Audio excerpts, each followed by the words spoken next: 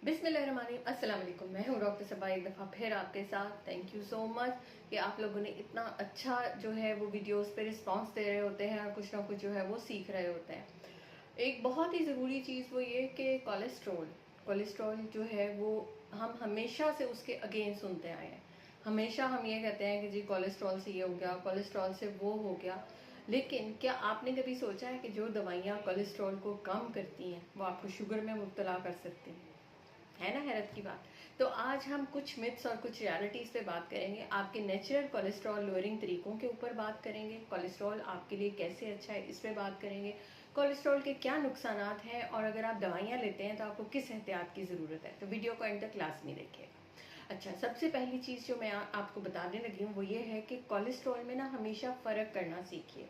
एक होता है एलडीएल और एक होता है एचडीएल, यानी कि वो प्रोटीन्स हैं ये जो कोलेस्ट्रॉल के ट्रांसपोर्ट के लिए गाड़ियाँ अल्लाह मैंने आपके जिस्म में दी हुई हैं, ठीक है। तो अगर उन गाड़ियों की तादाद ज़्यादा हो जाए जो आपके जिस्म में से कोलेस्ट्रॉल लेके आपकी जिस्म के मुख्तलिफ हिस्सों में तेज़ी से पहुँचाना शुरू कर दें, तो उस सूरत में आपके खून की नालियों में, आपके गुर्दों की नालियों में, दिल की नालियों में, हर जगह के ऊपर कोलेस्ट्रॉल जमना शुरू हो जाएगा, गले की शरियानों में, ब्रेन में, जिससे हार्ट अटैक और उसके साथ फालिज, गुर्दों का फेल होना, हाई ब्लड प्रेशर होना, ये तमाम चीज़ें आना जो है वो कोई बड़ी बात नहीं है। लेकिन उसके साथ ही अल्लाह ने इसका एक और काउंटर मैकेनिज़्म रखा है कि आपको वो वाली भी कोलेस्ट्रॉल के लिए गाड़ियाँ दी हैं जो कि कोलेस्ट्रॉल आपका जो है सीधा का सीधा वो आपके लिवर को लेके जाती हैं और वहाँ तक आपका लिवर जो है फैट को प्रोसेस करवाती हैं और उसके बाद उसकी डिटॉक्सिफिकेशन बन के आपके लिए अच्छे वाला कोलेस्ट्रॉल जनरेट कराती हैं। अब कोलेस्ट्रॉल की बैड चीज़ें तो हमें सबको पता है, लेकिन कोलेस्ट्रॉल की अच्छी चीज़ें क्या है? आपका ब्रेन 25% कोलेस्ट्रॉल है, ठीक है। ये तमाम मैटर यानी जितनी आपकी कॉग्निटिव फैसला करने की सलाहियत है, आपकी मेमोरी है, आपके तमाम रोज़मर्रा की आपके फ़ैसले हैं, आपका काम करना है, ये तमाम ब्रेन के जिन हिस्सों से ऑपरेट होता है उनको कोलेस्ट्रॉल चाहिए और वो कोलेस्ट्रॉल से ही बने हुए हैं। उसके साथ ही अच्छा कोलेस्ट्रॉल जो है आपके तमाम सेक्सुअल हार्मोन्स जितने आपके जिस्म में बनते हैं उसके लिए ज़रूरी है। तो एक दफ़ा ये कर देना कि जी हम एकदम कोलेस्ट्रॉल को ख़त्म कर लें और उसके साथ जनाब हर चीज़ ठीक हो जाएगी, ऐसे नहीं होता। आपकी बहुत सारी चीज़ें ख़राब होती हैं। अब हम आते हैं कि इसके लिए जो दवाइयाँ यूज़ होती हैं, अब इससे शुगर का ख़तरा कैसे बढ़ जाता है। बाज़ लोग लिपिड लोअरिंग ड्रग जो है वो यूज़ करते हैं कि जी कोलेस्ट्रॉल कम हो जाएगा ये, लेकिन वेट उनका वहीं रहता है, पेट उनका उतना ही निकला रहता है, लिवर उनका फैटी उसी तरह रहता है। तो वो बेचारे ये कहते हैं कि जी हम दवाई भी इस्तेमाल कर रहे हैं, फ़र्क तो हमें कोई नहीं पड़ा। ये इसलिए फ़र्क नहीं पड़ता कि एचएमजी कोई रिडक्टेज जो एंजाइम इस सारे प्रोसेस में काम करता है लिपिड लोअरिंग ड्रग्स के साथ, उसको जो चीज़ हिट करती है वो हिट करती है इंसुलिन, ठीक है। तो इंसुलिन रेजिस्टेंस जो है वो आपकी बॉडी में इस कदर बढ़ चुकी होती है कि वो लिपिड की दवाइयों को प्रॉपर्ली काम नहीं करने दे रही होती। तो इस वजह से जो आपकी लिपिड लोअरिंग ड्रग्स हैं, स्पेशली टॉर्वास्टैटिन और रोजुवास्टैटिन ग्रुप्स जो भी लोग ले रहे हैं, उसमें HbA1c जो आपकी 3 महीने की शुगर का मार्कर है उसके बढ़ने के चांसेस ज़्यादा हैं। यानी जो लोग ये 2 लिपिड लोअरिंग साल्ट्स यूज़ कर रहे हैं उनमें किसी ना किसी स्टेज के ऊपर, अगर वो पहले से डायबिटिक नहीं है, तो शुगर आने के इम्कान ज़्यादा हैं, ये स्टडीज़ में है, ठीक है। तो इस वजह से अपने मॉलिज के मशवरे से जो है लिपिड लोअरिंग, बाज़ लोग सिर्फ हल्का सा ब्लड प्रेशर होता है वो दवाई शुरू कर देते हैं, कोई और मसला हुआ उन्होंने ओवर द काउंटर दवाई ली और शुरू कर दी। तो ये मेरा उन लोगों को भी मशवरा है कि जो अपनी मर्जी से लिपिड लोअरिंग ड्रग्स इस्तेमाल करना शुरू कर देते हैं कि बराए मेहरबानी ये ना करें, इससे आपकी शुगर होने के चांसेस जो है वो बढ़ जाएंगे।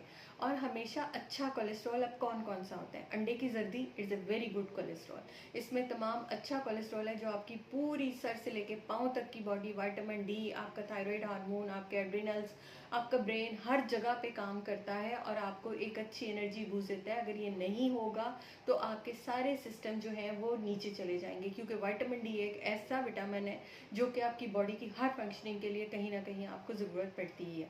तो दूसरी चीज़ जो आती है वो आता है रेड मीट विद चर्बी। हम क्या करते हैं, सबसे पहली चीज़ जो उतरवाते हैं वो चर्बी उतरवा देते हैं।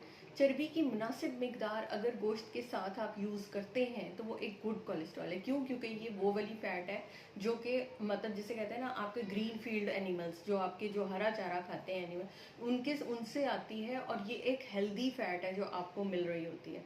उसकी निस्बत जो कि आप ऑयल्स और उसके साथ बटर और ये वाली चीज़ें यूज़ कर रहे होते हैं उससे ये ज़्यादा हेल्दी है। तो बेशक आप थोड़ा सा यूज़ करें लेकिन इसको ज़रूर यूज़ करें। उसके साथ बादाम है, ठीक है, ऑलिव्स हैं, ये बहुत अच्छे सोर्सेज हैं कि जो आपको जो है ऑलिव ऑयल जो है कि आपको अच्छा कोलेस्ट्रॉल, गुड कोलेस्ट्रॉल जो है वही दे सकते हैं। देसी घी सबसे बेहतरीन जो है, घर का निकला हुआ देसी घी जो है वो आपके तमाम ऑयल से सुपीरियर जो है वो माना जाता है।